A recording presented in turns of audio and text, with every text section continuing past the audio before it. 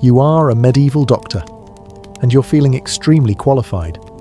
Not because you passed a test, not because you trained under an expert, and certainly not because your treatments work, but because you own a long robe, can pronounce phlegmatic, and have a Latin book that you sort of skimmed once during a thunderstorm.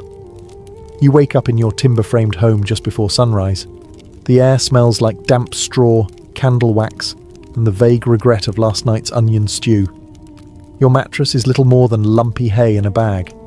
You're 30, which in this era means you're respected, seasoned, and one surprise infection away from retirement. You stretch, cough politely into a cloth, and prepare for a full day of healing, a term you use loosely. You don't own a stethoscope. It hasn't been invented. You don't use soap either. You trust the antiseptic power of incense and judgmental glares. No official credentials hang on your wall, but no one asks. After all, you speak Latin, own 4 entire books, and once declared a man cured after he vomited in 4 directions. You're basically a miracle worker. You dress carefully.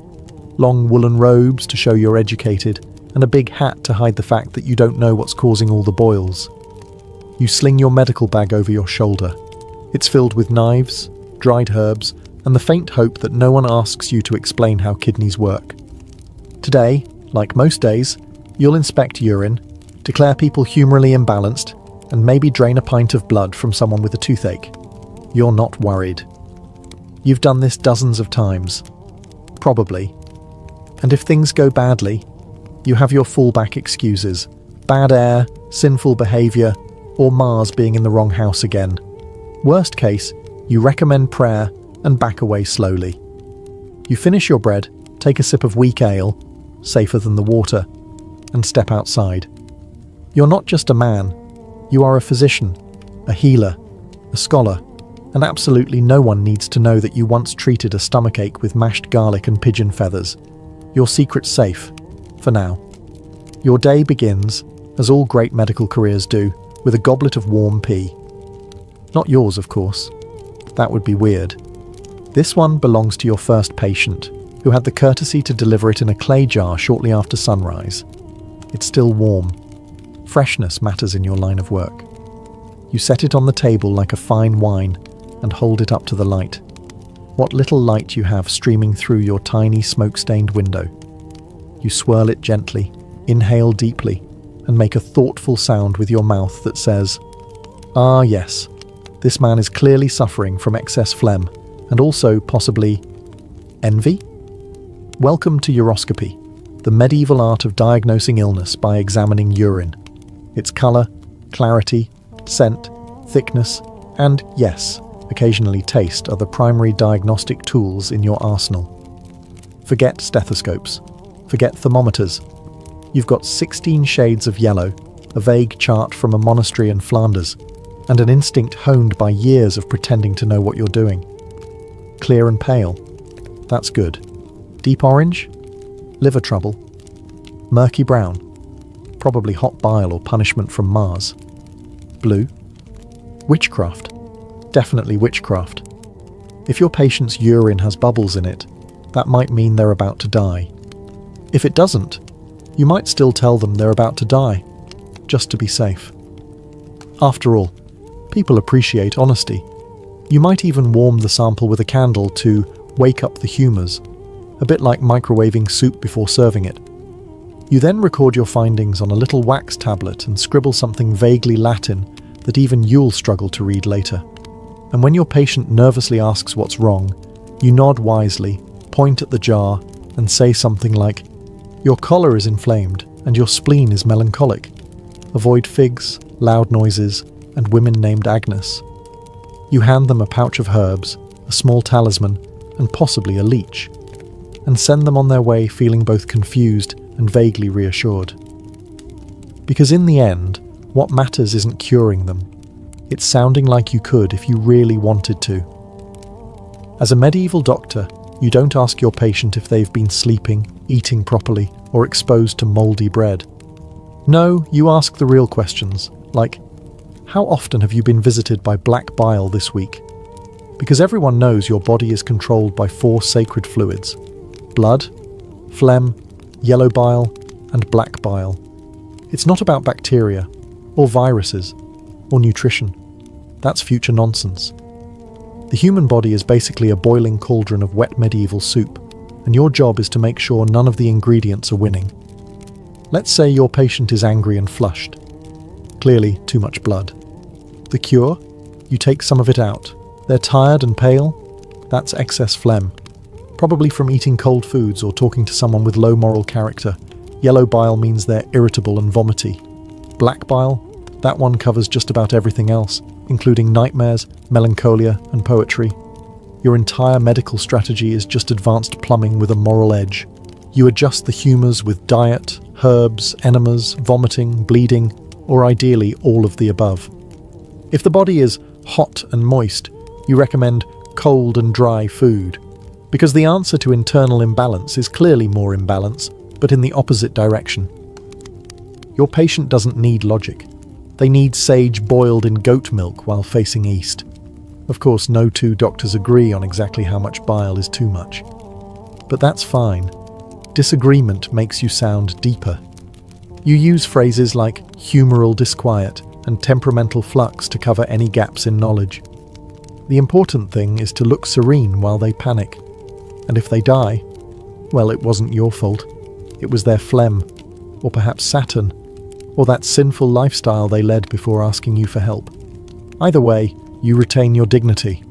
Because in medieval medicine, the humours must be obeyed, even if no one, including you, fully understands what they're doing. It's not about healing, it's about balance, and sounding impressive while recommending mustard plasters for a broken rib. As a medieval doctor, you believe in balance, specifically, the balance of humours. And when things feel off, say your patient has a fever, or a headache, or a bad dream involving pigs, there's only one solution: let the blood out. You don't need a diagnosis. You need a bowl, a blade, and the courage to act before breakfast. The idea is simple. Blood is hot and moist. If someone is too hot or too moist, or just mildly annoying, a little drainage brings them back to harmony, or unconsciousness. Either way, your work is done. You might open a vein in the arm, or behind the knee if you're feeling fancy. The neck is reserved for serious cases or especially dramatic flair. And don't worry, you've got a chart from a 12th century monk that tells you which vein corresponds with which organ. It's probably right. He seemed confident. Your patient lies down, arm extended, face pale, though that might just be anticipatory regret. You tie a tight cloth to make the veins swell, say something Latin to sound learned, and make the cut. The blood begins to flow. You nod solemnly. Your assistant faints. You collect the blood in a ceramic bowl. There's no set amount, just enough for the patient to stop complaining or start wobbling. Some doctors claim they can read the illness in the blood's thickness or smell. You mostly pretend you can too. Occasionally you swap the blade for a leech if you want something more hands-free and significantly more wriggly. Leeches are quiet, reusable, and always hungry. They're also excellent listeners. When it's over, you wrap the arm, offer some weak ale, and advise rest. Not too much though. Sloth increases phlegm. If the patient walks away, you declare them improved. If they pass out, successfully purged. If they die, too late to treat. Because in your world, bloodletting isn't just a cure, it's a lifestyle. And you haven't even had your turnip porridge yet. You finish your morning bloodletting routine, wipe your hands on your robe or the nearest apprentice, and prepare for the day's real opportunity, house calls. Specifically the homes of those who can afford things like walls, servants, and not dying. Peasants are fine for practice, but they tend to pay in chickens, labour, or a tearful thank you. Noble families, on the other hand, pay in coin, compliments, and occasionally awkward invitations to dinner where someone is visibly dying at the table. You pack your bag, leeches, ointments, sores, and a collection of dried herbs that all smell vaguely of hay and sadness. You make sure your hat is tall and your robe is heavy. This isn't just about healing, it's about presence. Upon arrival at the manor, you're greeted by a servant who clearly distrusts you but says nothing because you're wearing velvet and carrying a bag of knives. The air smells like beeswax, damp stone, and boiled something. A woman faints in the hallway. No one mentions it. Your patient is lying in a 4-poster bed, surrounded by tapestries and anxious relatives. They've got a fever, a swollen foot, and an overwhelming belief that you're about to fix it with whatever's in that jar. You ask the usual questions. What have they eaten? How often have they bathed? Never. Has Mercury recently crossed paths with Saturn? Then you look wisely into the fire for a full 5 seconds before announcing it's an imbalance of the humours. Probably bile. Definitely not demonic, unless the symptoms worsen on Sundays. You recommend something authoritative. A poultice of crushed mint and powdered snail shell, perhaps. You tell them to avoid cold wind, red meat, or thinking too hard. You prescribe bed rest, which they're already doing spectacularly. Before you leave, the lady of the house presses coins into your hand, hoping you're worth more than the priest who came by last week and just sprinkled everything with holy water and left.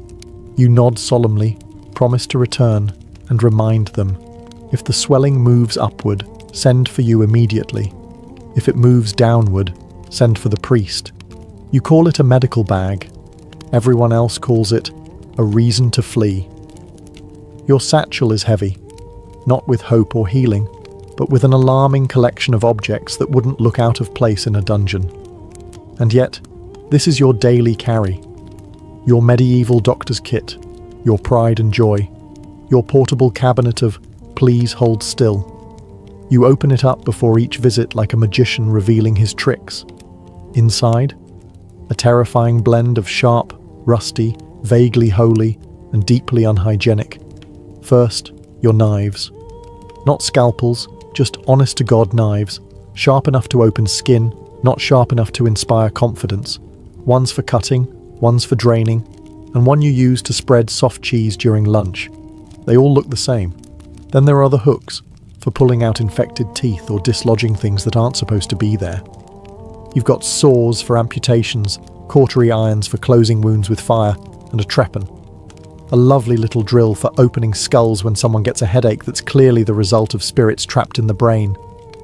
You carry leeches, of course, stored in a small jar, wriggling with enthusiasm. Each one has a name.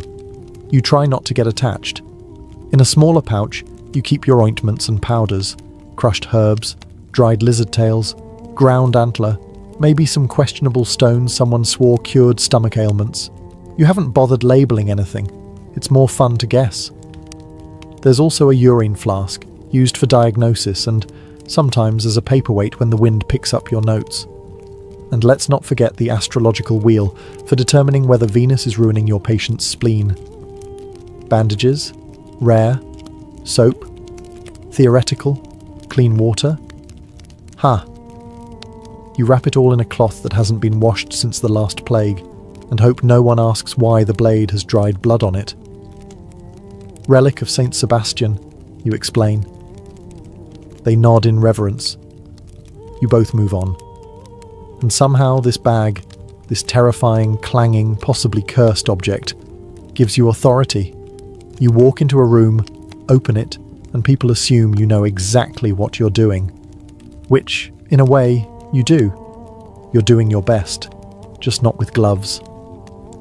You walk into the sick room, take one look at the pale, sweaty nobleman lying on the bed, and immediately consult the most logical source of medical guidance, the sky. That's right, you're not just a doctor. You're a celestial cartographer of human suffering. And in your world, no diagnosis is complete without confirming whether Saturn is in opposition, or if Jupiter is being particularly judgmental today. You reach for your trusty zodiac chart, covered in symbols that would terrify a modern science teacher. Aries governs the head, Pisces rules the feet, and everything in between is divided neatly across the horoscope, like a medieval game board. If the patient's stomach hurts and the moon is in Virgo, that's clearly a bad omen. Not for you. For them. You nod slowly, dramatically. The patient watches, wide-eyed, as you mutter about Mercury retrograding near their liver. The stars, you explain, control the flow of humours in the body. Mars causes fevers. Saturn causes melancholy. Venus? That one causes inappropriate swelling and awkward family drama. Timing matters. You wouldn't dare perform bloodletting while the moon is waxing. Everyone knows that's how you get spontaneous fainting and marital problems. And God forbid someone gives birth during a solar eclipse. That's practically begging for the child to grow up with a limp and strong opinions. Patients rarely question this system. After all, it sounds smart, and it gives them something vague to blame their ailments on, like Mars being angry instead of "you licked mouldy bread again." You sometimes chart their personal horoscope just to pad the consultation. Birth hour, rising sign, position of the moon when they first sneezed 3 days ago. All crucial data points in determining why their shoulder is full of hot bile. And when your diagnosis is complete, you deliver it with reverence. Your phlegm is heavy because Venus is damp this week.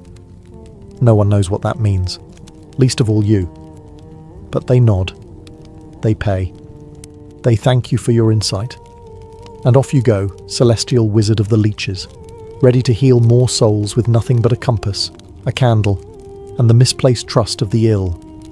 You're about to cut a man open with a knife you also use to slice cheese. Everything is going to be just fine. It's surgery day. Not because the moon is right or the patient's humours are calm, but because the swelling has started to smell like cooked onions and someone finally screamed loud enough to get your attention. You lay out your tools: a dull knife, a bone saw, a rag soaked in wine, and something vaguely shaped like courage. There is no anaesthesia. The patient gets 2 things: a cup of ale and the advice to bite something wooden and think about nice memories. You reassure him with a warm smile and a phrase like, "This may sting a little." It won't. It will sting a lot. You begin cutting. There's yelling. There's shaking. At some point, someone passes out. Hopefully it's not you. Your assistant holds the patient down while also looking like he'd rather be apprenticing to a baker or a corpse. The wound opens, and you do what every medieval surgeon does: poke around confidently and hope for divine guidance. You might remove infected flesh, drain some mysterious pus, or yank out a rotten tooth with something that looks like garden shears. You're not too worried about germs. You don't know they exist. You believe infection comes from bad air, or perhaps moral weakness. Either way, your tools haven't been cleaned since the last procedure, which was on a goat. Maybe.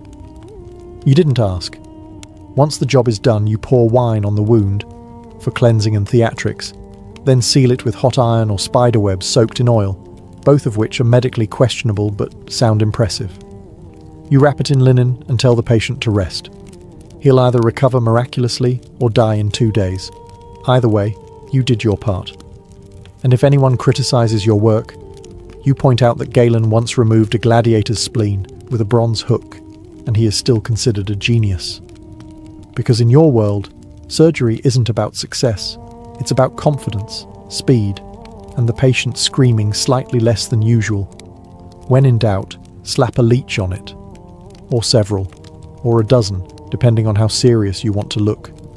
You've tried prayers, you've tried herbs, you've even tried slicing into people with the delicacy of a butcher on market day. But nothing screams professional medicine quite like applying live worms to a human body and nodding like you understand what you're doing. Leeches are your go-to remedy. The Swiss Army knife of medieval healthcare. Fever? Leech. Headache? Leech. Swollen ankle, broken heart, mysterious ghost-related trembling? Leech, leech, and leech. You carry them in a small jar, or as you call it, the squirming chalice of miracles. They're kept damp, moody, and well-fed. Hopefully not too well-fed. No one likes a lazy leech. The patient, of course, is skeptical. They see a slimy black worm and assume you're mad. But you assure them this is a refined and ancient practice used by learned men in fine robes. You don't mention that some of those men were monks guessing wildly, or barbers just trying to distract clients from the smell of boiled socks. You select a healthy-looking leech, plump, energetic, eager for blood like a tiny gothic vampire. You apply it to the skin, often behind the ear or on a veiny bit of forearm, and wait. If it latches on quickly, you smile and say, Ah yes, the leech agrees with your imbalance. If it doesn't, you mutter something about Mercury being in retrograde and try again. Soon, the leech swells with blood. Your patient turns pale. You pretend this is entirely normal. You say things like, "He's drawing out the toxins," or "Your bile was misbehaving." Once the leech is full, you remove it with salt or vinegar. Or, if you're feeling cruel, you just let it drop off on its own, dramatically bloated and deeply satisfied. The patient, dizzy and concerned, asks if they're cured. You say, "We've taken a promising first step." Translation, you have no idea. But the leech looks pleased. And sometimes that's enough to keep everyone believing in the magic, because in the end, the best thing about leeches is that they do all the work, and they never ask for payment. As a medieval doctor, your understanding of the human mind is, let's say, interpretive. You've got no psychology degree, no neuroscience, and absolutely no interest in understanding the long-term effects of stress. What you do have is a solid belief that if someone's behavior is unusual, it's either sinful, supernatural, or both. Your first patient of the day is a woman who hasn't spoken in 2 weeks. She stares at walls, occasionally hums, and once threw a spoon at her husband's cousin.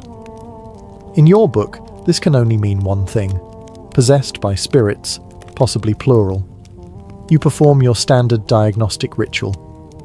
Ask the priest if he's available, sprinkle some holy water, and light a candle that smells vaguely of despair and goat fat. Then, with the utmost seriousness, you tell her family that she's been overtaken by melancholy, caused by an excess of black bile, or a minor demon named Gregory.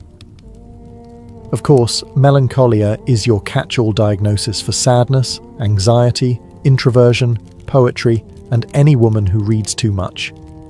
Your treatment options include herbal compresses, bleeding, forced prayer, or if things get really spicy, an exorcism. For the truly mad, there's always the monastery or the local madhouse, which is just a glorified barn with a padlock and some hay. There, patients are often treated with cold baths, whipping, and shouted scripture. The theory is simple. If their mind is broken, scare it back into place.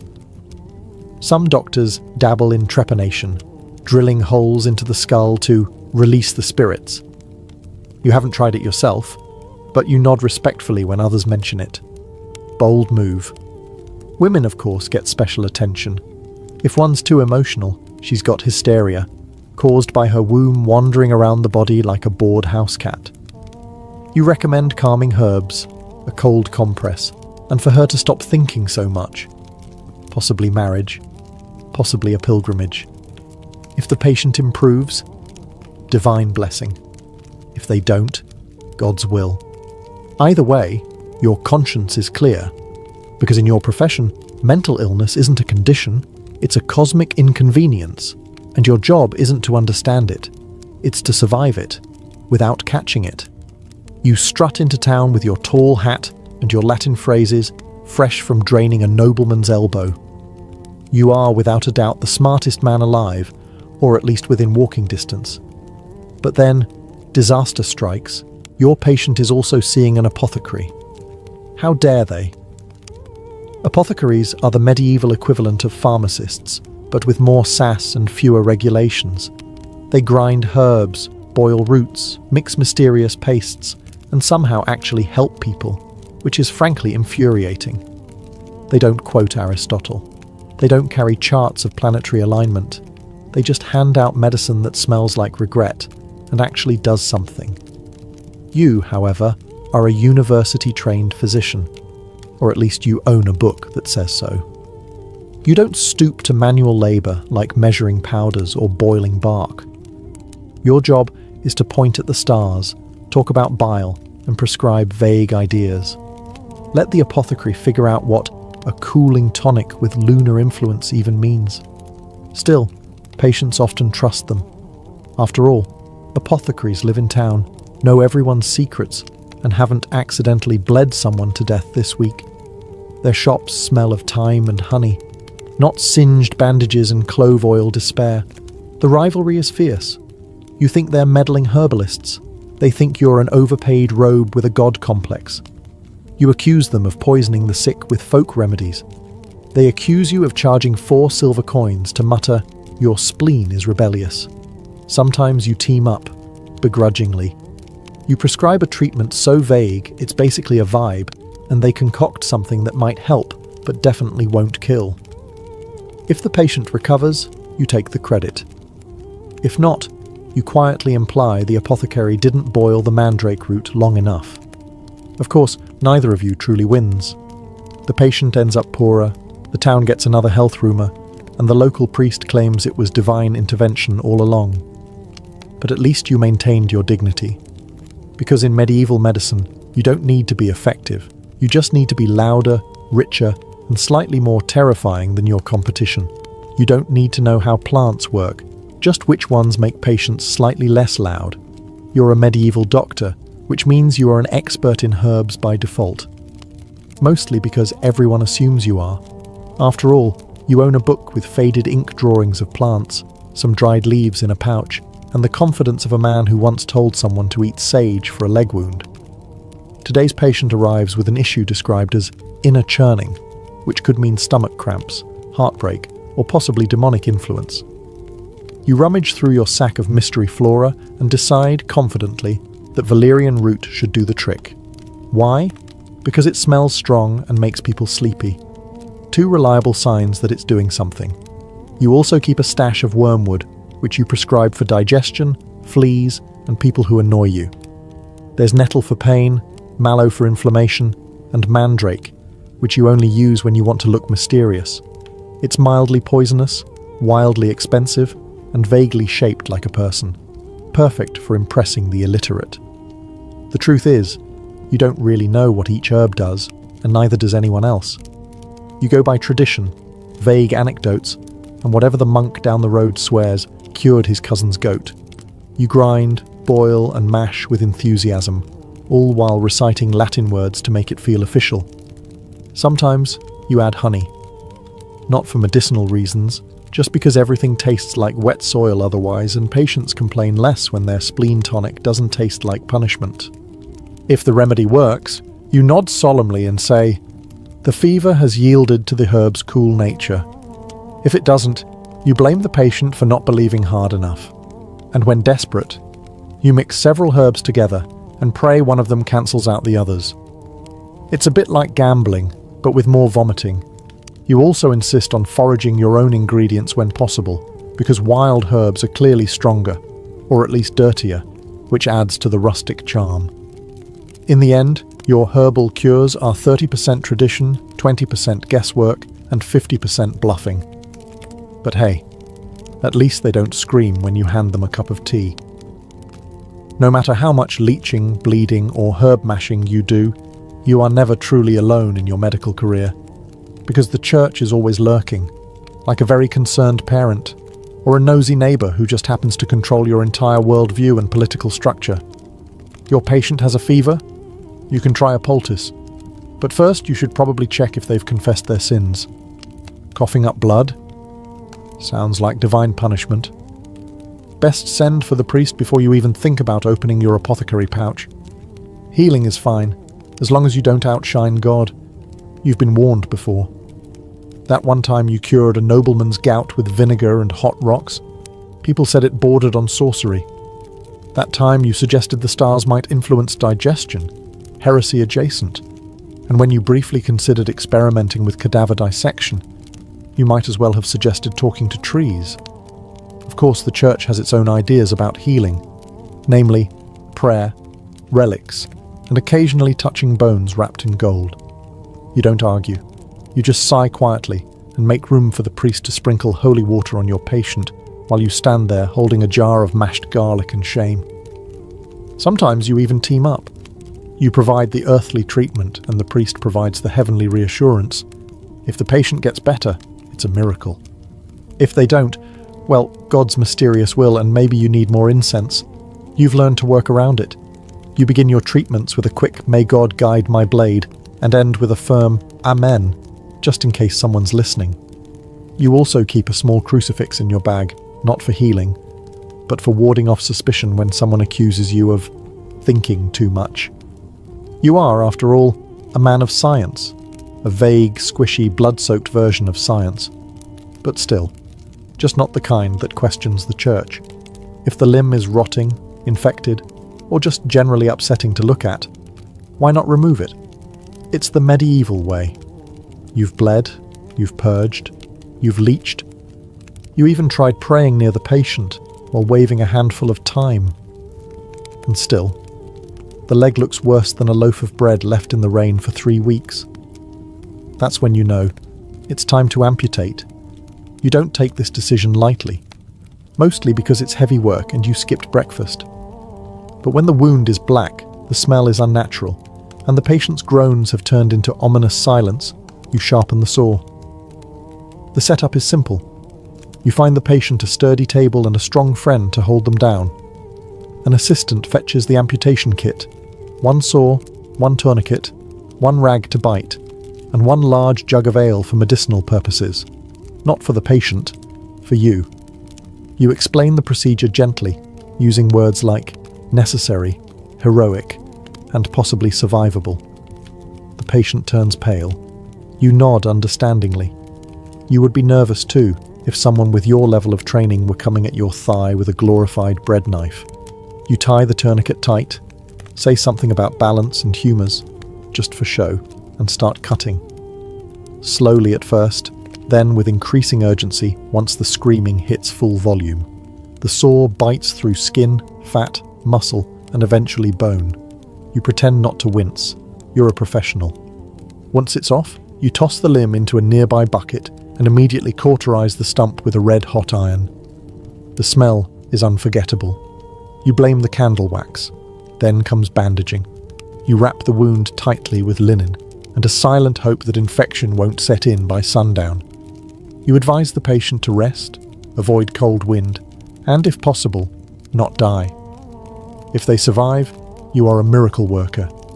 If they don't, you solemnly declare that the corruption had spread to the soul. In truth, it's a brutal procedure, but sometimes amputation is the only way to save a life, or at least slightly delay death while maintaining your professional reputation. You hear coughing in the distance. Time to go home and pretend you didn't. It's been a long day. You've drained blood, argued with apothecaries, applied leeches to at least 3 confused people, and removed 1 leg with the grace of a drunken carpenter. You're ready to call it a night. But then you hear it. A rattle, a wheeze, a cough that sounds like it crawled out of the underworld. You freeze. Your apprentice freezes.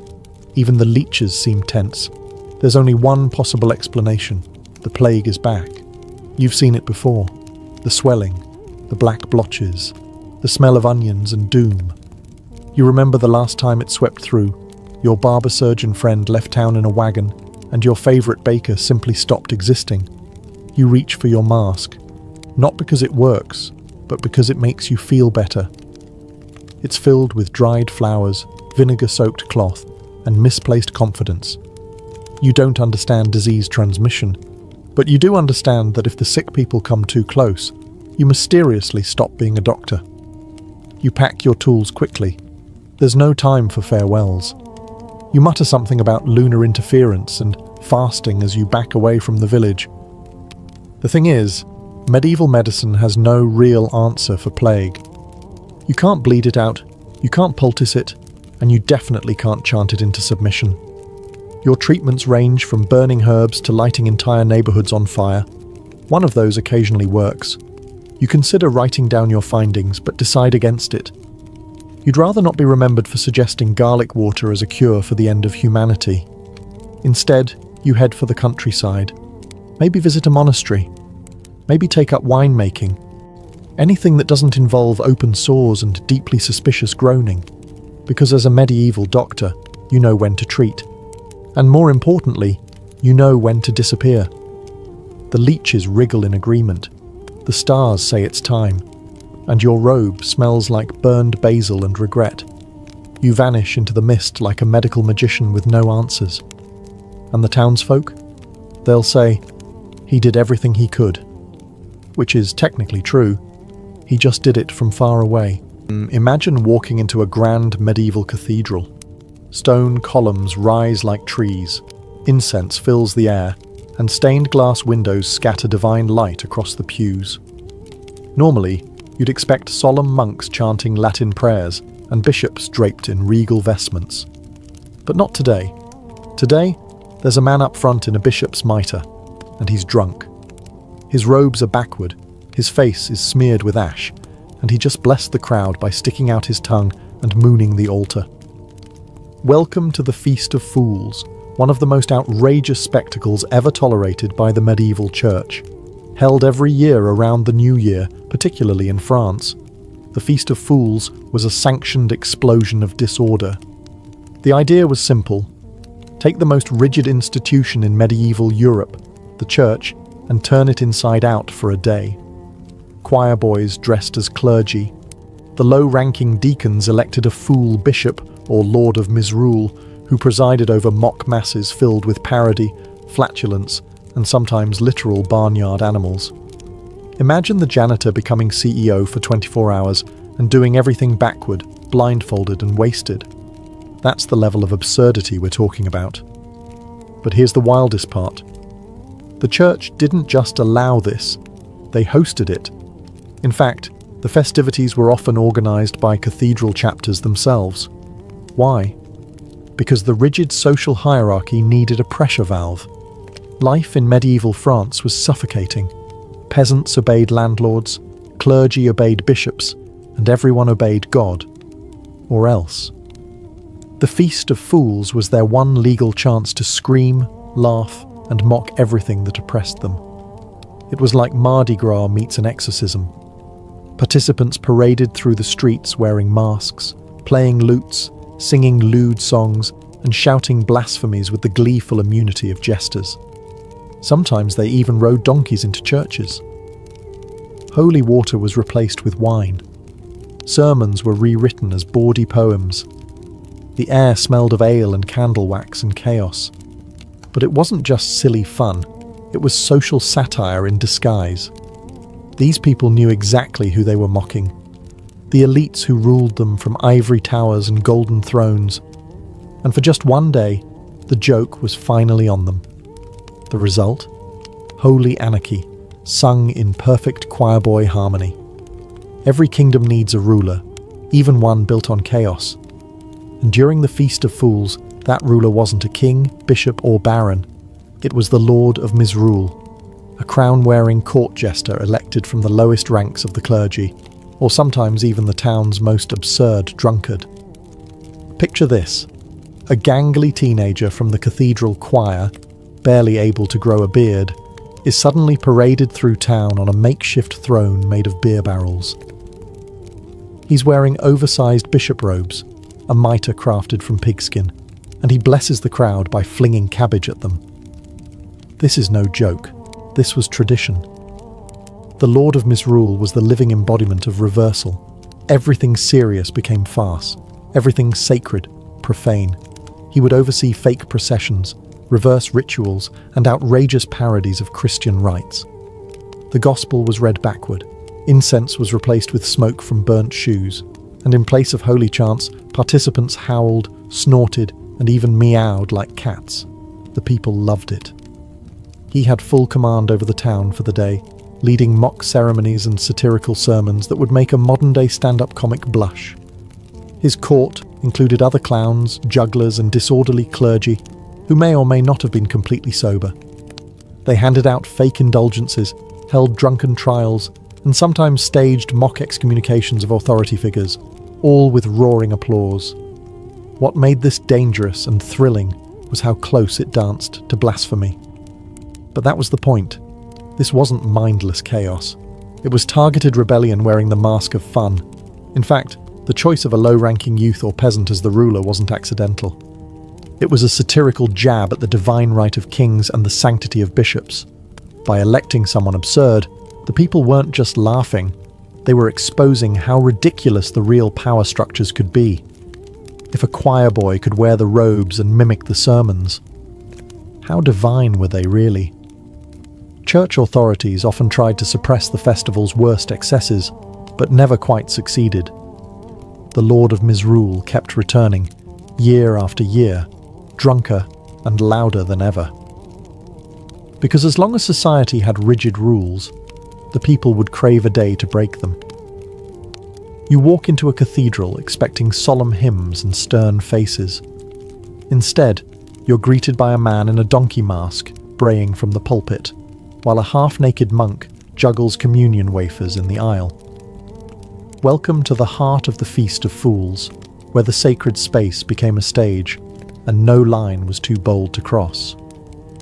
During the height of the festival, actual church interiors, those awe-inspiring echoing vaults, were overtaken by raucous parody. Not just outside in the town square, but right inside the belly of Christendom. The choir boys danced, the canons shouted obscene jokes, processions featured participants dressed as women, animals, and even demons. It was divine theatre in full collapse. But the most iconic spectacle? The Ass Mass, where a donkey was led into the cathedral, allowed to bray at key moments in the service, and sometimes even answered the priest's lines. At the conclusion, instead of Amen, the congregation would cry, Hee-haw, hee-haw, in perfect unison. It sounds absurd, because it was. But these acts had a biting undertone. They weren't just mocking the rituals, they were mocking the rigidity, hypocrisy, and self-importance of the church's hierarchy. The people knew the rules, and that's what made breaking them so satisfying. Priests and bishops were often torn. Some leaned into the joke, allowing the madness to play out in hopes it would burn itself out. Others were furious, trying desperately to stamp it out, condemning it as heretical and indecent. Papal bulls were issued, bishops wrote angry letters, and laws were passed to restrict the abuses. And yet, it kept happening. Why? Because the cathedral wasn't just a holy place. It was the beating heart of the town, the one place everyone had to take seriously every other day of the year. Turning it into a carnival ground wasn't just fun, it was liberation. For one wild day, the stone walls that symbolized divine authority became the backdrop for fart jokes and beer-soaked pageantry. Even the clergy couldn't help but laugh sometimes. Because when your daily life is drenched in fear of sin, confession, and eternal damnation, the chance to bray like a donkey in God's house, that's priceless. What makes a joke funny in medieval France? Dressing up like a bishop and performing a mock exorcism on cheese, or preaching a sermon in gibberish Latin while wearing underpants on your head. During the Feast of Fools, humour wasn't just encouraged, it was weaponized. And its sharpest target, the very rituals that held society together. The parody was surgical.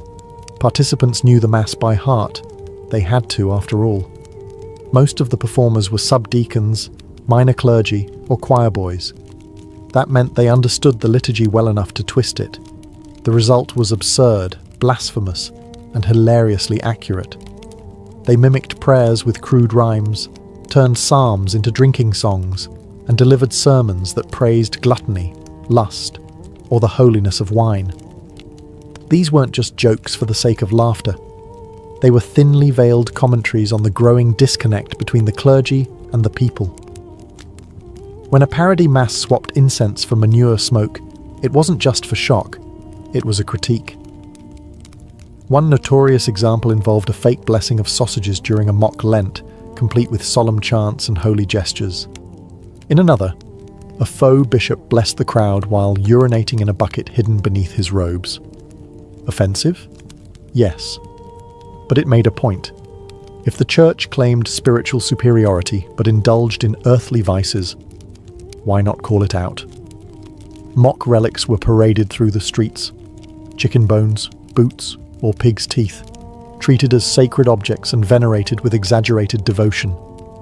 The participants were saying quite loudly, "We know what you're doing and we can do it too." To the average viewer, it was gut-busting. To the church, it was a crisis. Yet this mockery was also a form of participation. It proved that even in their rebellion, people remained deeply engaged with religious life. They cared enough to mock, and they mocked because they understood. It It was a backhanded kind of devotion, a way to wrestle with divine authority using laughter instead of obedience. But not everyone laughed. Church officials increasingly viewed these performances as spiritual poison, blurring the line between parody and heresy. And as centuries passed, their patience wore thin. Still, for those who performed it, the feast was more than mockery. It was medicine, laughter in the face of a system too rigid to bend. For a festival so outrageous, so vulgar, and so obviously unholy, you'd expect the church to shut it down instantly, right? And yet, for centuries, they didn't. In fact, some of the very people who ranted about its wickedness on Sunday helped organize it on Monday. Why? Because the dirty secret of the Feast of Fools was this: the clergy needed it too. Life inside the church wasn't just candles and scripture. It was grueling, joyless, and full of pressure. Many clerics entered the ranks young, took vows of chastity and obedience, and spent their days reciting prayers, copying manuscripts, and maintaining rigid routines that could break the spirit. The Feast of Fools offered a rare release valve. For one day a year, even priests could throw off the suffocating robes of piety and let their hair down, sometimes literally. Many subdeacons and low-ranking churchmen were expected to participate. Some even looked forward to it. It was their moment in the spotlight, where they could perform, entertain, and indulge without consequences. They parodied their superiors, mocked church politics, and ridiculed religious hypocrisy from the inside. The festival was irreverent, yes, but also intensely clerical. The people who understood the church best were the ones turning it into a circus. And let's be honest, some bishops turned a blind eye because they enjoyed it. It was easier to allow a day of chaos than to deal with secret rebellions or festering resentment.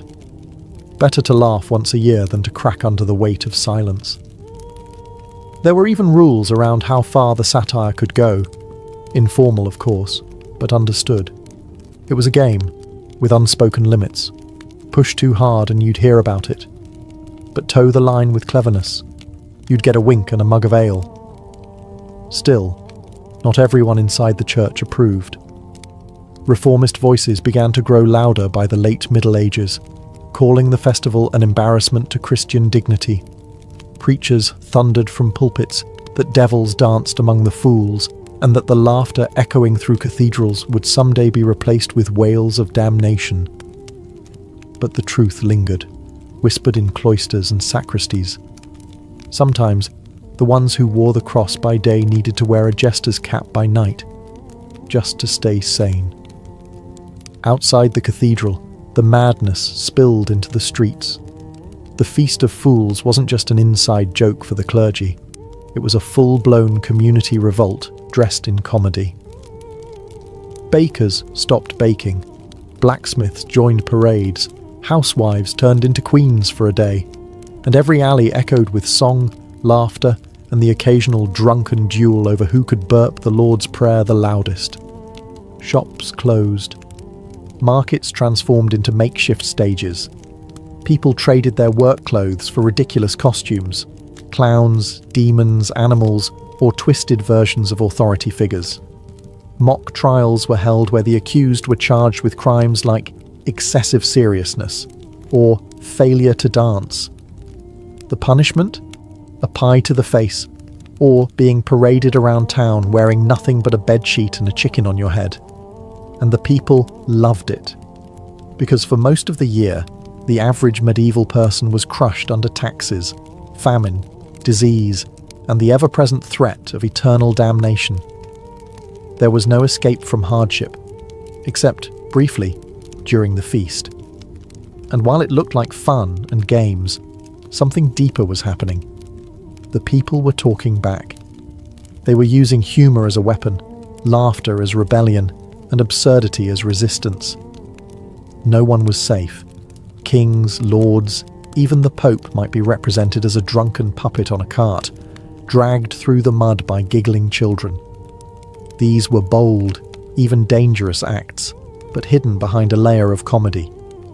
Satire gave the powerless a voice, and as long as it was wrapped in a joke, they could say what they really felt about those who ruled over them. Even children joined in. In some towns, they elected a boy bishop who would parade through the streets with mock clergy trailing behind. This was more than cute. It was a direct challenge to the hierarchy.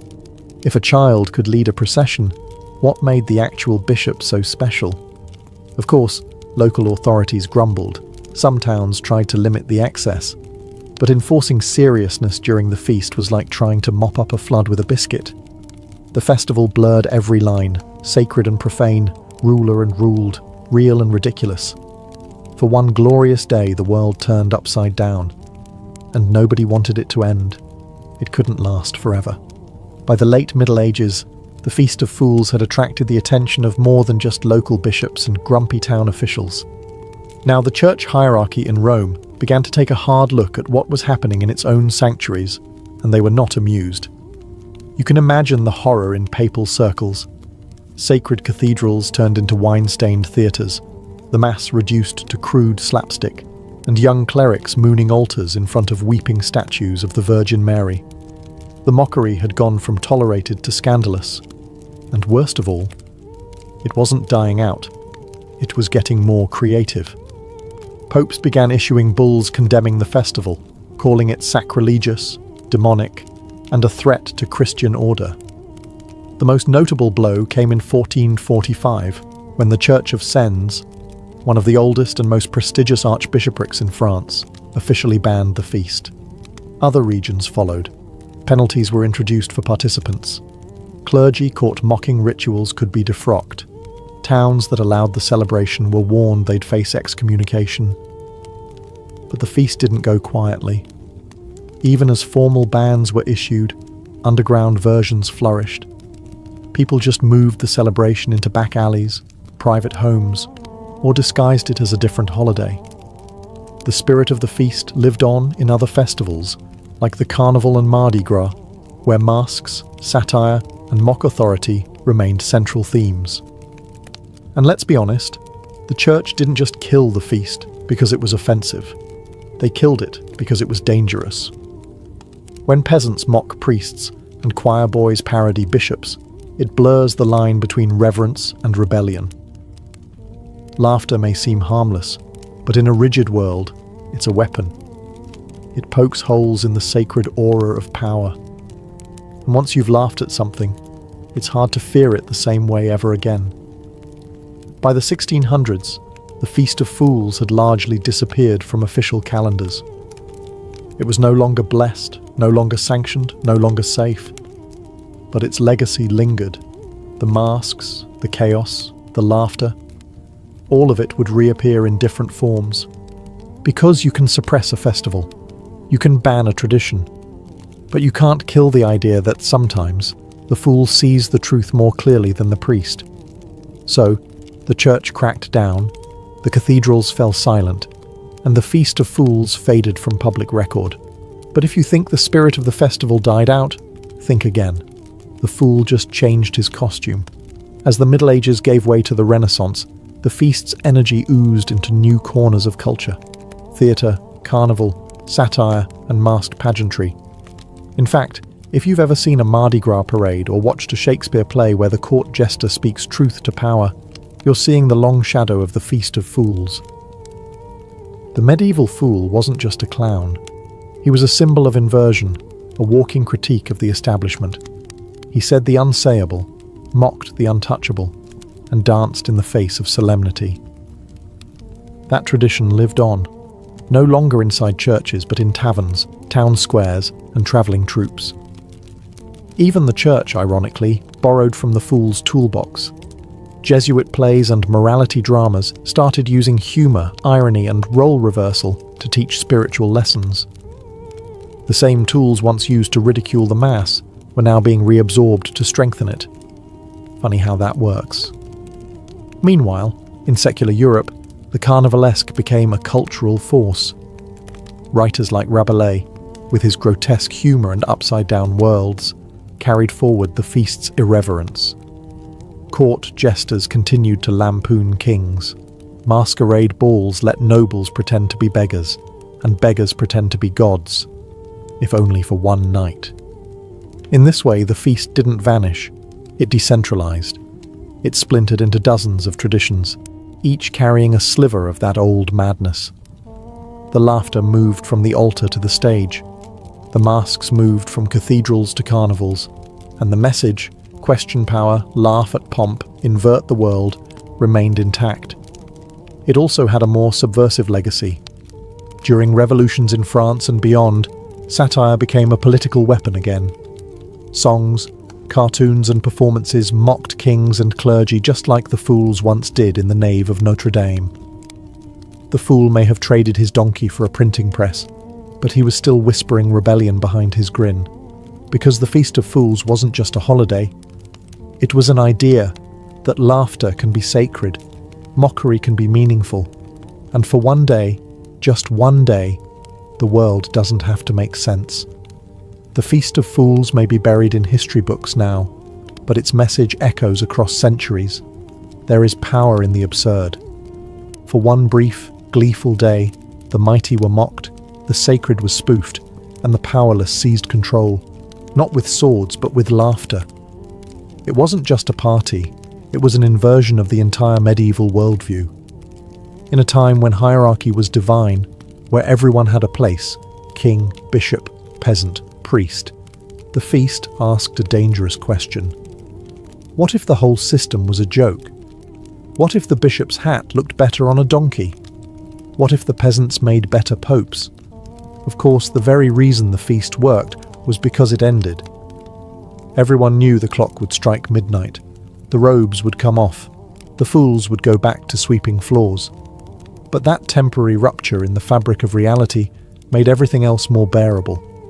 It was a kind of spiritual release valve, a sanctioned bit of madness that kept the wider madness of daily life from boiling over.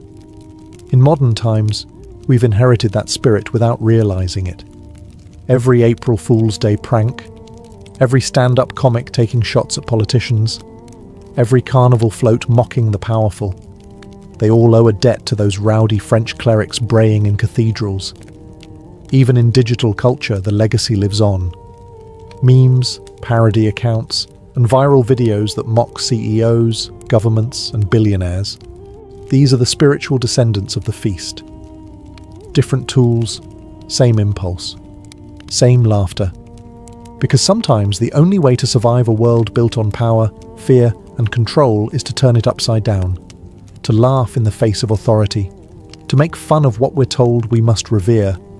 And that's what the Feast of Fools gave medieval Europe, a reminder that kings are mortal, bishops are human, and nothing is too sacred to be laughed at.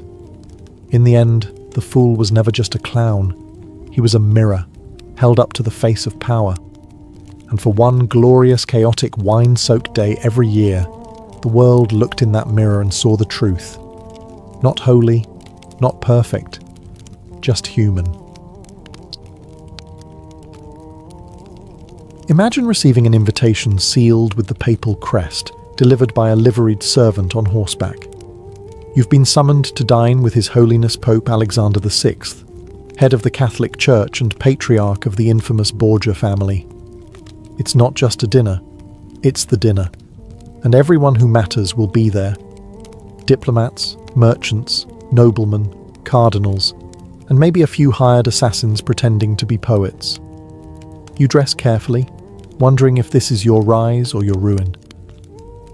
Because a Borgia banquet wasn't just a meal, it was a stage. Behind the wine, the music, and the silk-draped tables was a swirling storm of ambition, lust, and blood. Every toast had a hidden motive. Every smile was laced with calculation. And every guest knew, somewhere in the back of their mind, that the wrong word or the wrong goblet could be the end. The stories surrounding these banquets are the stuff of legend. Some say Pope Alexander dined beneath frescoes of naked gods, while musicians played suggestive madrigals, and Lucrezia Borgia, draped in jewels, flashed flirtatious glances at rival kings. Others whisper about secret doors, hidden passages, and servants trained not only in etiquette, but in silence. And then there's the poison. Ah, the poison. If you listened to the gossip that flowed through Rome like sewage, you'd hear of poison rings, slipped powders, and wine that tasted faintly of almonds. Some swore that Cesare Borgia, the Pope's charming but brutal son, carried a flask of cantarella, a legendary slow-acting toxin, ready to dispatch rivals during dessert. Was it true? Or just propaganda spun by jealous enemies? Hard to say. But here's the terrifying part. No one could be sure. And that uncertainty, that was the Borgia genius. They cultivated an aura of menace wrapped in velvet. A guest might dine on pheasant stuffed with truffles while locking eyes with the man who ordered their cousin's murder. And everyone smiled. Because refusing an invitation from the Borgias was more dangerous than accepting it. A Borgia banquet wasn't simply hosted, it was engineered. Every course, every candle, every flute of wine was meticulously chosen to overwhelm the senses and blur the line between admiration and intimidation. These were not meals. They were performances of power, meant to dazzle the eye, seduce the mind, and quietly remind guests exactly who ran Rome. Start with the setting. High-ceilinged halls dripping with tapestries. The floors scattered with rose petals, and tables set with gold-encrusted plates that once belonged to defeated kings. Perfumed air wafted through the room, heavy with incense, myrrh, and the spiced aroma of meat slow-roasted for hours. The light wasn't from torches. It came from chandeliers lined with Venetian glass, casting a warm, otherworldly glow over everything. And the food? Obscene. Boars stuffed with pheasants stuffed with figs and almonds, figs soaked in honey and imported cinnamon. Entire ships of oysters hauled in from the coast, still fresh enough to twitch on the tongue. Dishes were stacked high, not to be eaten, but to be admired like art. Guests were expected to feast with their eyes first, then surrender to excess. But this wasn't gluttony for gluttony's sake, it was strategy. By feeding their guests like gods, the Borgias controlled them. No one is ready for war when their stomach is full of roasted crane and candied citrus. And the wine. Oh, the wine. It flowed from fountains, chilled with snow brought down from the Apennines, served in goblets etched with the Borgia bull. Waiters refilled your glass before you realized it was empty. Toasts rang out constantly, to the Pope, to Rome, to beauty, to peace. But behind the raised cups, eyes watched. Who drank? Who hesitated? Who paled after that third sip? Musicians played throughout. Lutes, harps, drums. Sometimes entire choirs were hidden behind curtains, their voices rising like ghosts during dessert. Dancers performed in near-transparent gowns, drawing blushing applause from cardinals. Jugglers tossed flaming knives. Fire breathers sent sparks up into the vaulted ceiling. Everything had a double meaning. Every extravagance whispered, "We have the wealth, the influence, the pleasure, and the poison. Sit, eat, enjoy." And so you did. Because to refuse their hospitality was an insult. But to enjoy it, that could be dangerous too. At the heart of every Borgia feast sat a vision draped in silk and scandal. Lucrezia Borgia. Beautiful, brilliant, and endlessly controversial. She was more than just the Pope's daughter. She was the hostess of Rome's most infamous affairs. With golden hair, soft smiles, and an intellect as sharp as any dagger in her brother's sleeve, Lucrezia wasn't there to decorate the table. She owned it. Guests adored her, or feared her, often both. Her presence turned any meal into theatre. She would glide between diplomats and dukes with the ease of a practiced politician, offering compliments that cut like glass and laughter, that made even the most guarded men lean in. Her dress would shimmer with gold thread, her neckline daring, and her words always deliberate. Everything she did was calculated performance. Some said her charm was supernatural. Others whispered that she was a pawn, used by her father and brother as bait in their deadly political games. But those who watched her closely at these banquets saw something different: control. Lucrezia knew exactly how to command attention, disarm suspicion, and shift the balance of power, sometimes with a single toast. She toasted often, and people drank.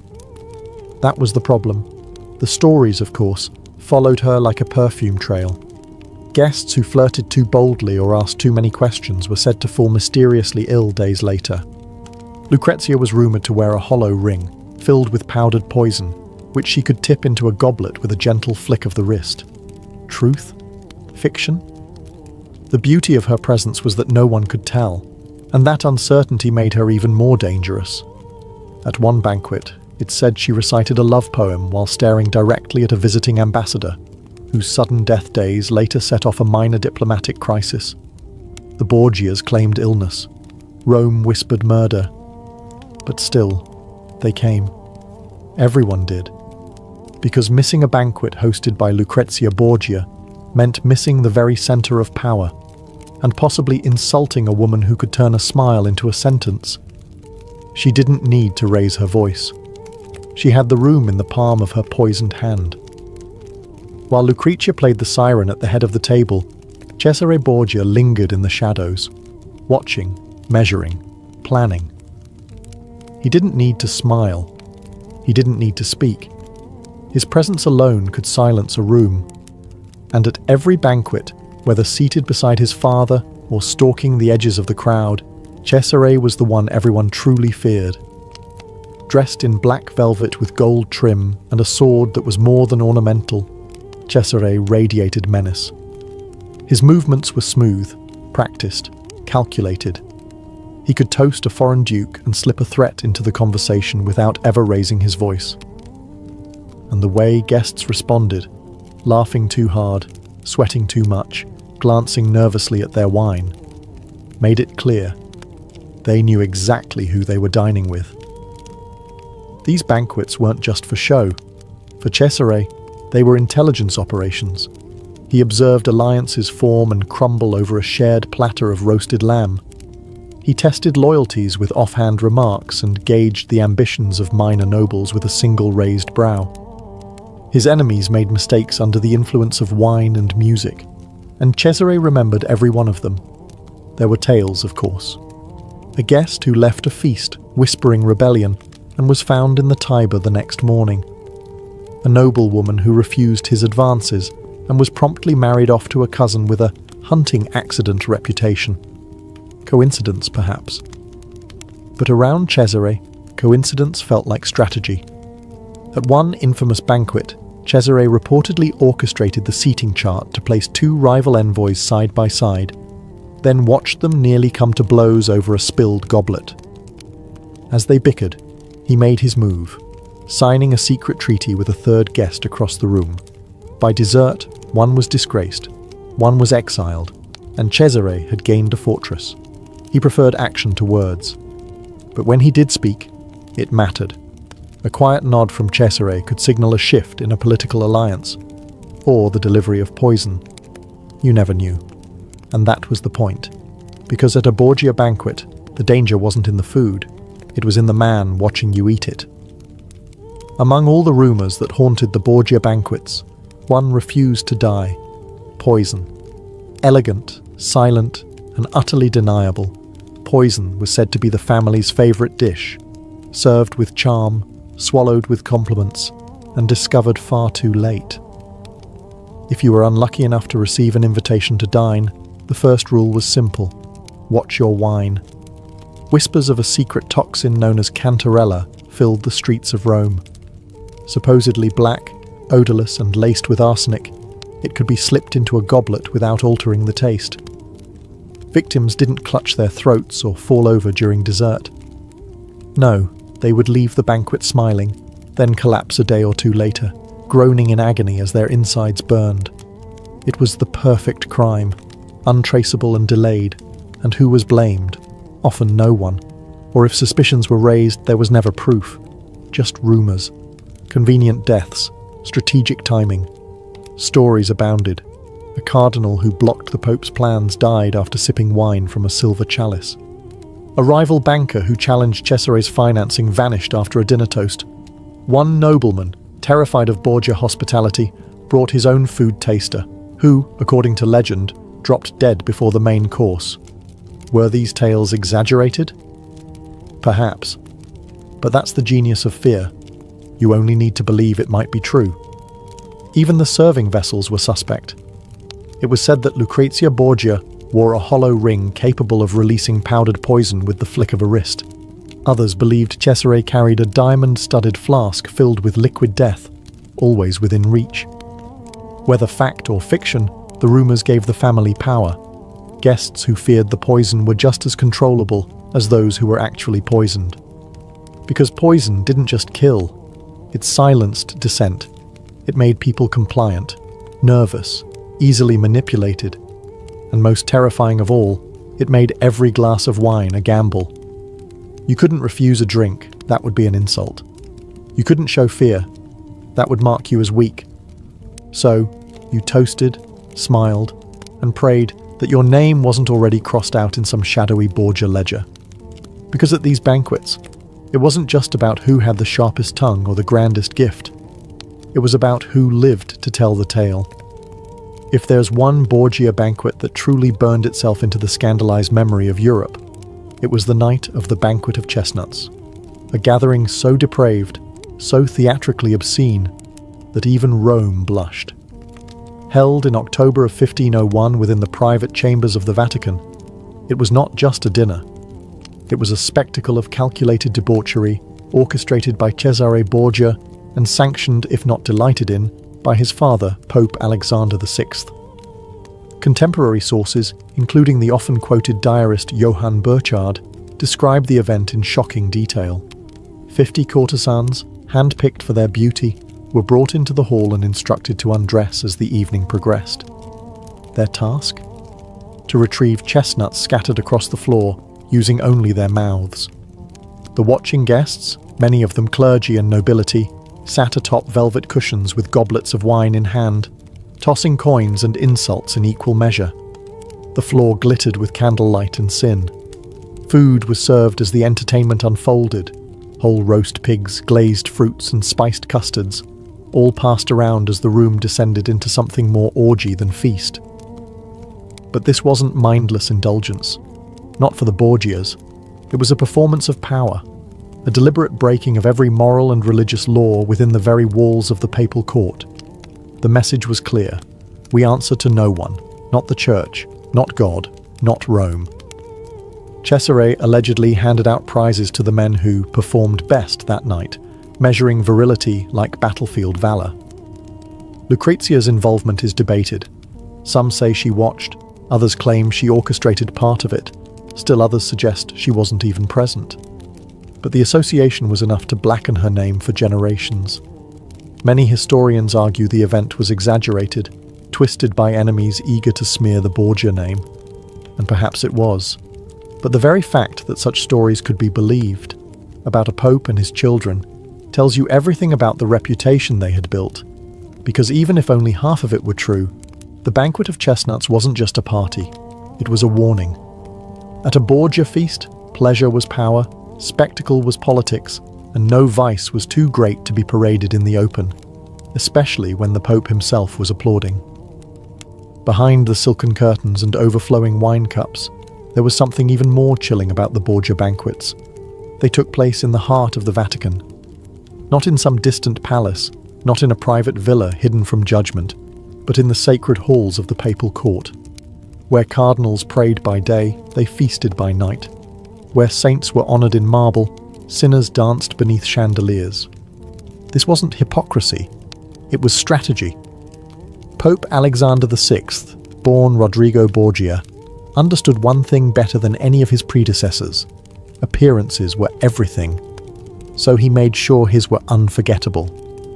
The feasts he held were not just indulgent, they were designed to blur the lines between the holy and the profane, to test the limits of papal power. If he could turn the Vatican into a theatre of excess and still wear the keys of St. Peter, then who could challenge him? Banquets spilled across frescoed corridors, echoing through chapels and courtyards. Religious paintings looked down on overflowing platters and bare-shouldered courtesans.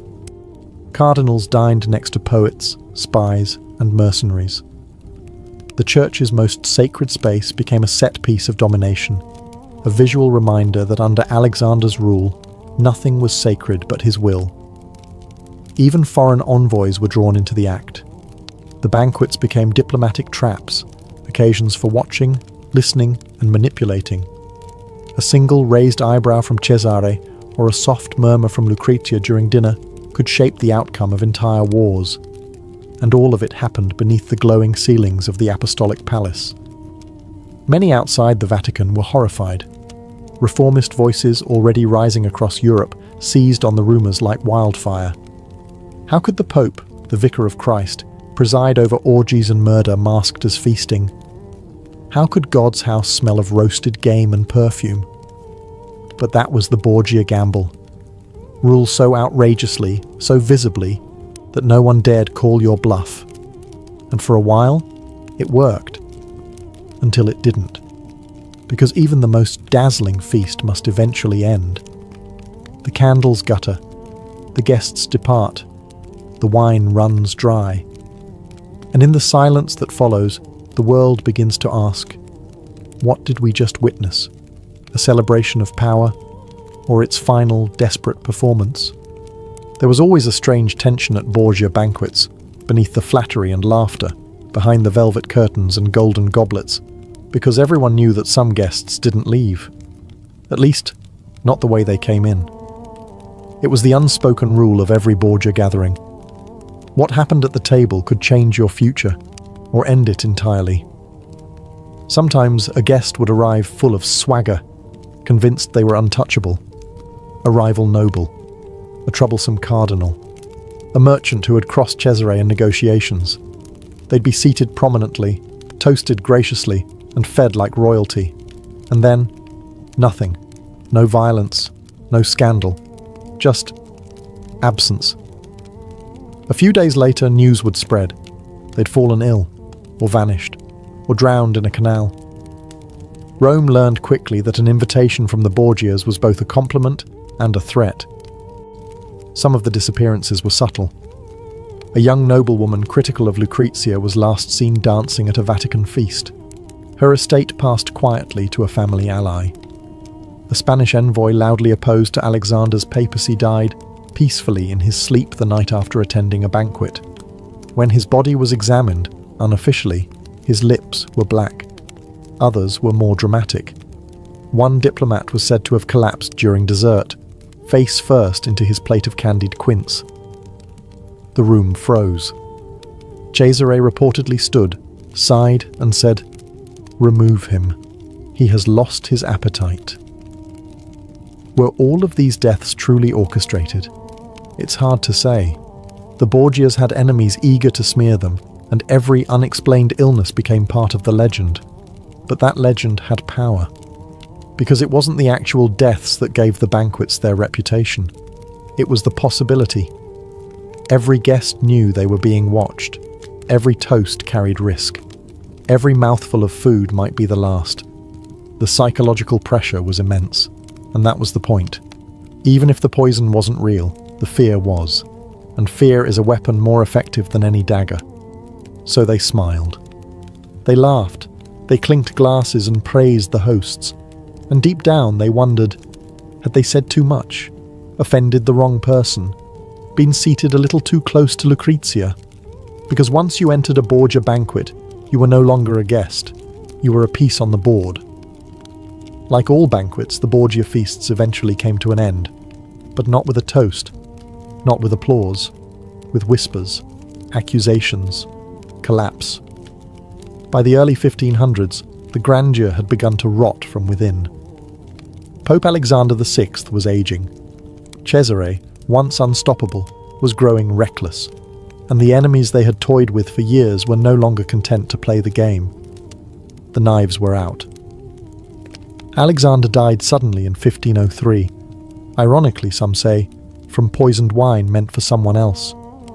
According to rumour, Both he and Cesare fell ill after a shared meal, likely at one of their own banquets. The irony was exquisite. The hunter, undone by his own methods. Cesare survived but was never the same. His power crumbled, his allies turned, and he died a few years later in exile, bloody, broken, and far from the table where he once reigned like a prince of shadows. Lucrezia curiously endured. She left Rome, married into nobility, and transformed into a respected duchess. Some say she repented. Others believe she simply learned how to hide her game better than her brothers. But the banquets, their true legacy, outlived them all. They became myth. Horror stories whispered in candlelit taverns. Cautionary tales told by diplomats. Inspiration for novels, operas, even television centuries later. The image of a poisoned cup, a smiling pope, a chestnut-strewn floor, it never quite left the Western imagination. Because the Borgia banquets weren't just about indulgence. They were a metaphor. A feast where pleasure masked danger, where every bite could be betrayal, and where power was never served without a cost. The table was the battlefield. The courses, the strategy, the guests, players, or pawns. And in a way, the world never stopped imitating them. Political dinners, state banquets, backroom deals over champagne and caviar, these are the descendants of the Borgia feast. The poison's more discreet now. But the tension? Still very much alive.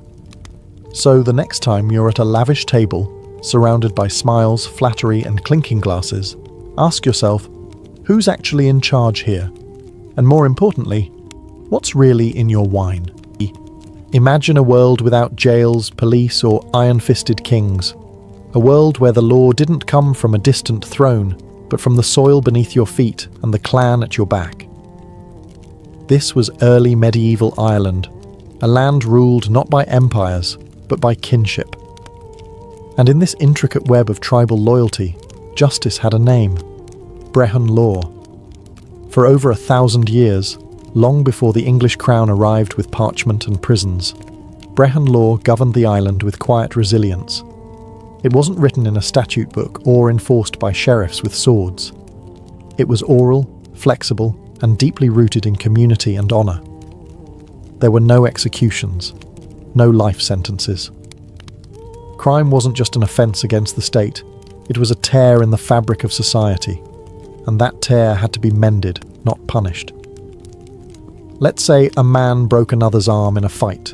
Under feudal law, he'd be thrown in a dungeon, or worse. Under Brehon law, he'd owe an honour price, a carefully calculated payment in cattle, silver, or goods, determined by the victim's rank, reputation, and injury. The goal wasn't to inflict pain. It was to restore balance, to make the injured party whole again, and allow the community to move forward without spiralling into revenge. This legal code didn't serve kings, it served clans. Every individual was tied to a kin group, and that group was responsible for their actions. If a man couldn't pay his fine, his family paid it. If someone committed a crime, the victim's family had a right to seek compensation, not blood. It was law shaped for a world where people lived side by side, generation after generation. You couldn't just eliminate your enemies. You had to learn to live with them. At its core, Brehon law wasn't about dominance. It was about coexistence. It recognized that in a tight-knit, honor-bound society, maintaining peace was more valuable than flexing power. Justice wasn't a cold decree. It was a communal negotiation, a balancing act designed to keep the tribe whole. This was justice by consensus. Law without a gavel. A system not of punishment, but of reckoning and repair. And for centuries, it worked. In a land without courthouses, you didn't take your case to a judge. You took it to a Brehon. And no, a Brehon didn't wear robes, pound gavels, or shout, "Order in the court." These were not enforcers. They were interpreters, mediators, and guardians of memory, because for most of Irish history, the law wasn't written down. It was memorised, passed orally through generations of trained legal scholars. Brehons were chosen from elite legal families and trained from a young age. Think of them like living libraries. A brehon could recite centuries-old case law from memory, quoting precedent with poetic cadence.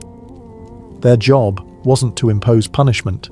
Their job was to restore harmony, to weigh competing claims, trace genealogies, calculate restitution, and recommend a fair solution. It was law as storytelling. And these were the storytellers trusted to speak truth in tense moments. But there's a twist. Brehons had no authority to enforce their rulings. They couldn't summon warriors or levy fines by force. Their power rested entirely on trust. If a brehon was wise, impartial, and consistent, people listened. If not, they were ignored. Simple as that. This created a legal culture based on reputation, not coercion. A brehon's credibility was everything. Their rulings had to be persuasive, balanced, and fair, because there were always other brehons. If one seemed biased or corrupt, a disputing party could take their case elsewhere. This competition kept the system honest, and it wasn't just the elite who had access to them. Poets, farmers, craftsmen, everyone had the right to seek out a brehon. The law was complex, yes, but it was shared. It belonged to the community, not to a bureaucratic elite. If you could argue your case well, or had someone argue it for you, you had a chance. Over time, some brehons became celebrities. Their names appear in Irish poetry and legend. They were revered not for power, but for wisdom, for finding peace where others saw only conflict.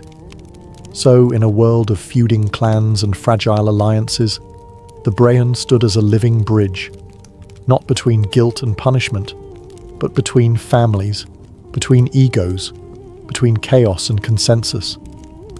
They weren't feared, they were respected. Imagine a legal system with no jails, no shackles, no gallows looming in the town square. In medieval Ireland, there were no prison cells, because brehon law didn't believe in locking people away. Justice wasn't about punishing the body. It was about healing the wound between people, families, and communities. If someone committed a crime under brehon law, the focus wasn't on vengeance, it was on restoration. What was broken had to be mended.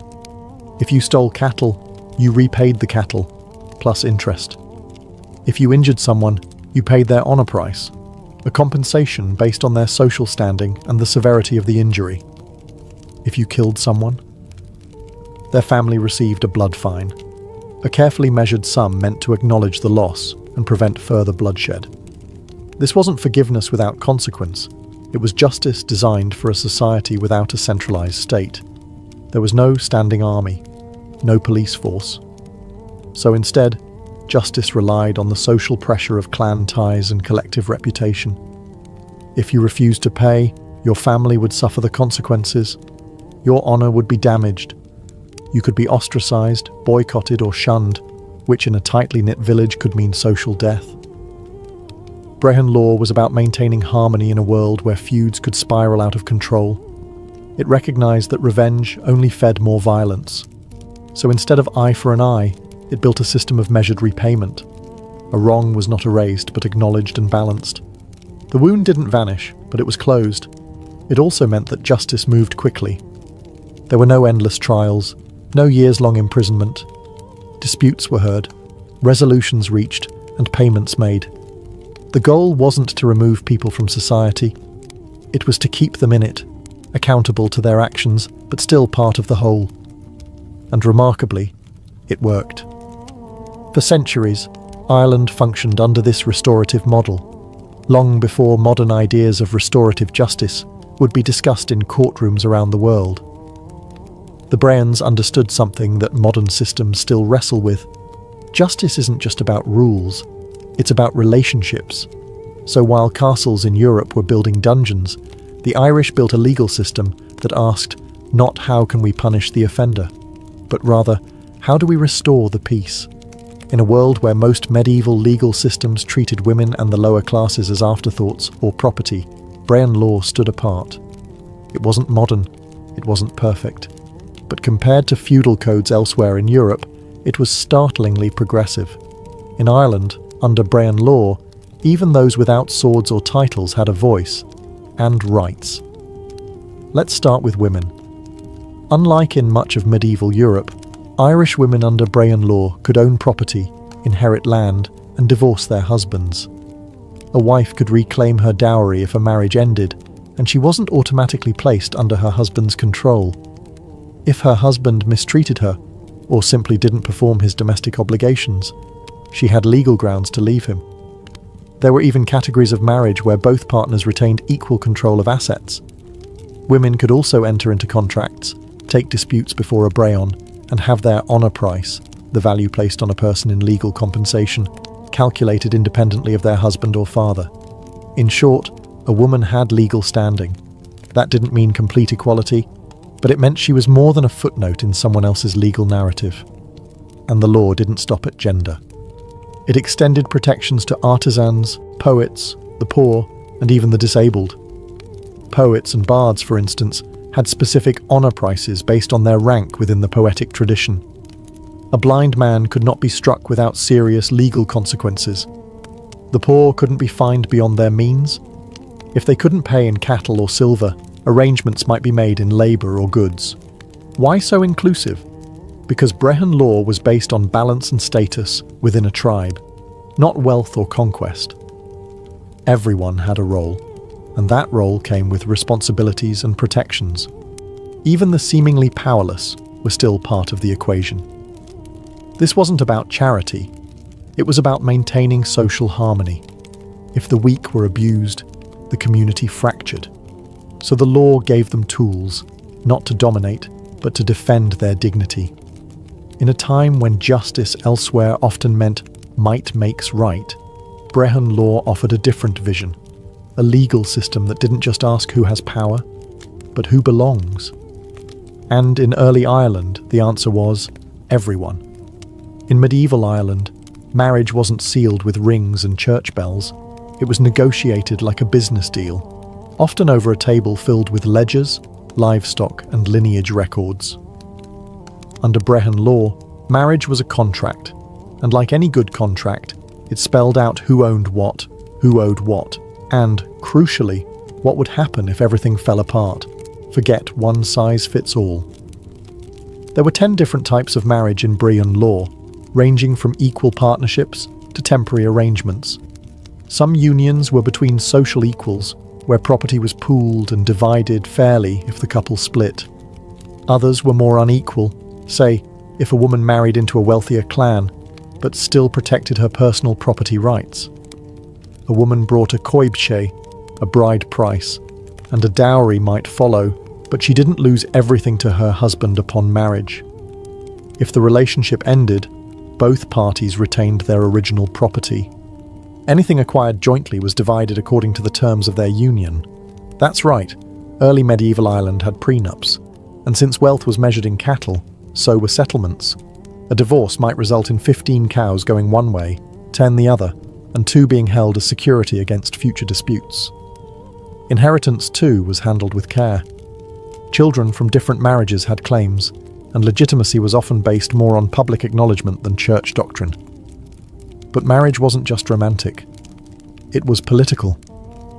Clans used it to build alliances, forge peace, or consolidate land. The legal structure made sure these unions were more than just symbolic. They were binding contracts, enforceable under Brehon law, with clear expectations and legal recourse. Consent was important. While arranged marriages were common, forced marriages were not legally valid unless both parties agreed, especially once puberty was reached. And if either spouse was infertile, neglected the household, or committed persistent infidelity, the other could seek a legal dissolution. All of this was settled not by priests or kings, but by brehons, who calculated the fairness of each case based on custom, social standing, and precedent. In Brehon law, your name was your currency, literally. Every individual had what was known as an honour price, a legal valuation of your social standing. It determined how much compensation you'd receive if someone wronged you, and how much you'd owe if you wronged someone else. It wasn't based on wealth or land.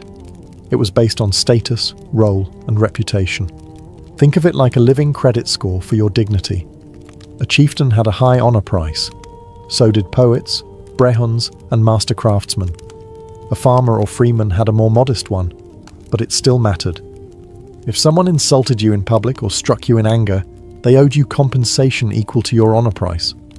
And if you committed a crime, the fine you paid was based not just on the harm caused, but on who you were and who your victim was. It was a deeply personalized justice system. No flat rates, no blanket sentences. Everything was measured in social and economic weight. And this meant that honor was more than pride. It was legal tender. Protecting your reputation wasn't about vanity. It had real financial consequences. Gossip, slander, and public insults weren't just rude. They were actionable offenses. If someone called you a thief or questioned your lineage without proof, they could be forced to pay you in cattle, silver, or goods. And repeat offenders, they could see their own honor price reduced, a kind of social downgrade that made every future interaction more costly. This also made lying in legal disputes incredibly risky. If you gave false testimony and it was discovered, you didn't just lose face, you lost legal credibility, and that meant your honor price dropped, and with it, your ability to defend yourself, claim restitution, or participate in community agreements. But there was an upside too. You could raise your honor price through service, loyalty, and contribution to your clan. A respected warrior, healer, or wise elder could elevate their legal worth simply by living honorably. In short, Brehon law turned justice into a moral economy. Your actions weren't judged by a faceless court. They echoed through your social world. Break trust, and it cost you. Keep your word, and it paid. Because in early Ireland, your good name was everything. To understand Brehon law, you have to understand what people in early Ireland valued. Spoiler: it wasn't castles, coins, or crowns. The real power rested in land, cattle, and kinship. Three pillars that shaped every legal decision, contract, and judgment in the Brehon world. Land wasn't privately owned the way we think of it today. Instead, it was held collectively by the clan, or fine. Families worked the land, passed it down through generations, and guarded it fiercely. Individual members had usage rights, not ownership. So if you left the clan, you lost your access. This meant land wasn't just about agriculture, it was about belonging.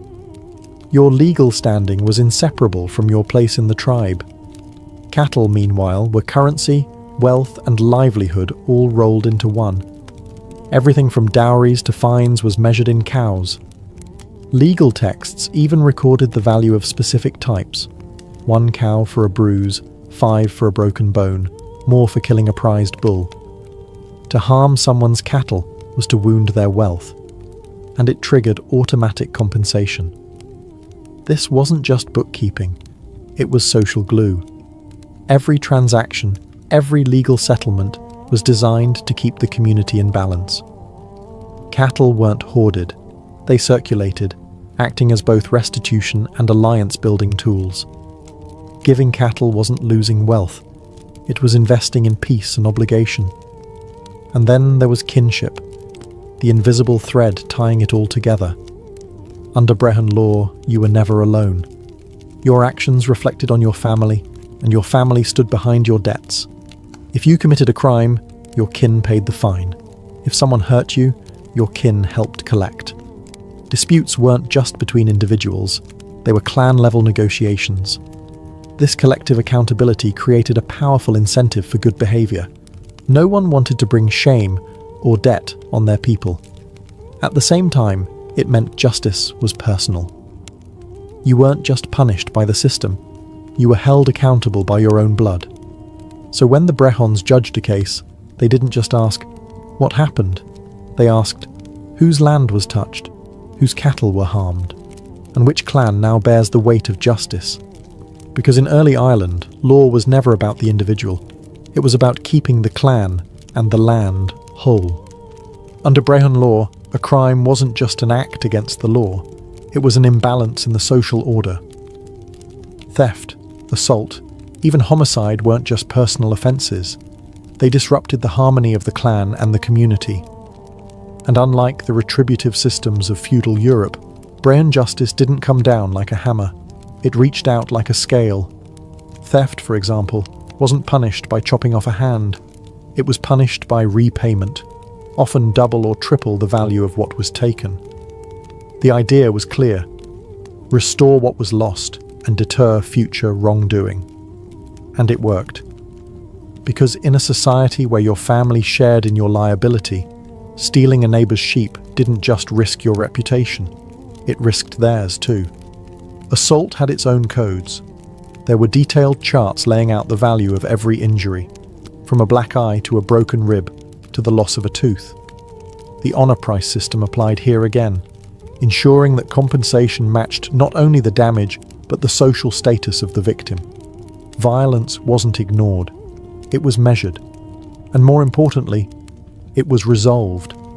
And what about murder? Even that followed the principle of restoration over vengeance. The killer didn't face the gallows. Instead, their kin was obligated to pay the arraign or blood fine to the victim's family. It wasn't just a payout, it was a public admission of guilt, an effort to calm the storm before a feud exploded. Because in a clan-based society, feuds could last for generations. One murder could spark a cycle of violence that swallowed entire families. Brehon law offered another path. It asked, can peace be restored through compensation? Can we prevent more bloodshed by recognizing loss and making it right? This wasn't forgiveness. It was justice through reconciliation. And it took work. Brehons had to navigate tangled family loyalties, political rivalries, and deep emotional wounds. But they did it. Because the alternative, vengeance without end, was far more dangerous. At its core, Brehon law didn't aim to erase wrongdoing.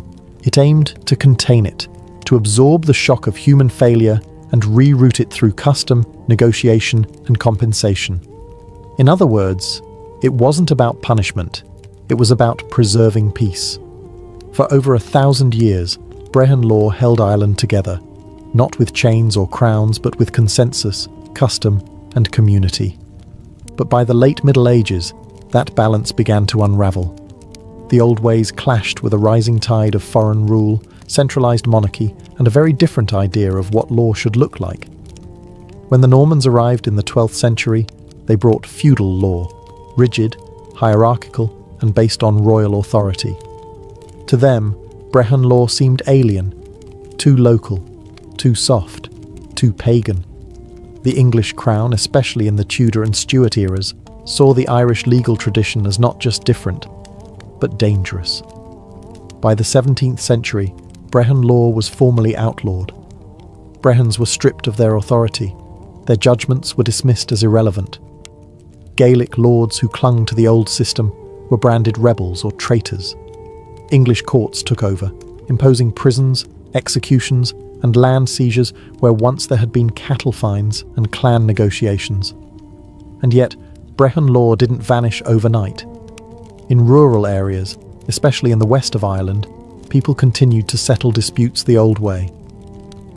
Secret arbitration, community resolution, and honour-based compensation persisted in the shadows, even as English judges wore wigs and wielded the king's justice.